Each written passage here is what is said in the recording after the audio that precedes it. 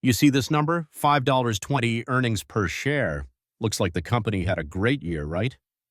But what if the real profit, after all the hidden costs and accounting tricks, was actually closer to $2.80? That's not just a small difference. It could completely change how valuable the stock really is. In this video, we're exposing how companies can dress up their earnings and why investors need to look deeper. Benjamin Graham, the legendary investor and mentor to Warren Buffett, had a simple warning: never base your decision on a single year's earnings. Still, most investors do exactly that. Let's go back to 1970 and look at a real company, ALCOA. They reported strong earnings on the surface, but once you dig into the details, the truth is very different. Let's break it down. In 1970, ALCOA, a major aluminum company, announced earnings of $5.20 per share.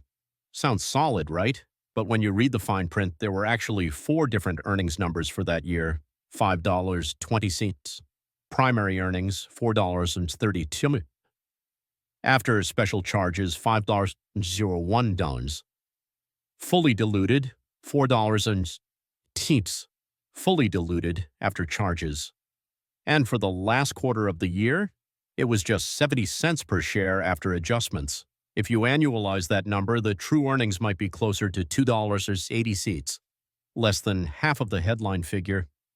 That changes everything. A stock price of $62 looks cheap at 10 times earnings.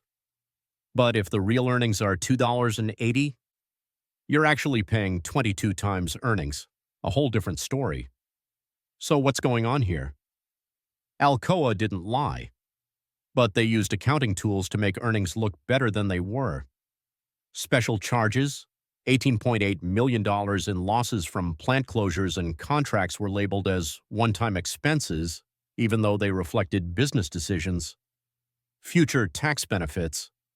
ALCOA claimed tax deductions today for losses they wouldn't face until years later, inflating present profits. Dilution. They had convertible bonds. If those bonds turned into stock, existing shareholders' earnings would shrink. But not all versions of the earnings accounted for this. Accounting method swaps. Changing depreciation methods made earnings appear to jump, even though nothing changed in the actual business. These methods may be legal, but are they honest? That's the question every investor needs to ask. Benjamin Graham had a better way. He suggested ignoring just 1 year's results and instead looking at average earnings over 7 to 10 years. When we apply this to ALCOA, 10-year average, 1961-1970, $3.60, 7-year average, 1964-1970, $4.62. These long-term averages smooth out the bumps, tricks, and temporary events. They give you a real sense of how the company is doing, not just in one good or bad year.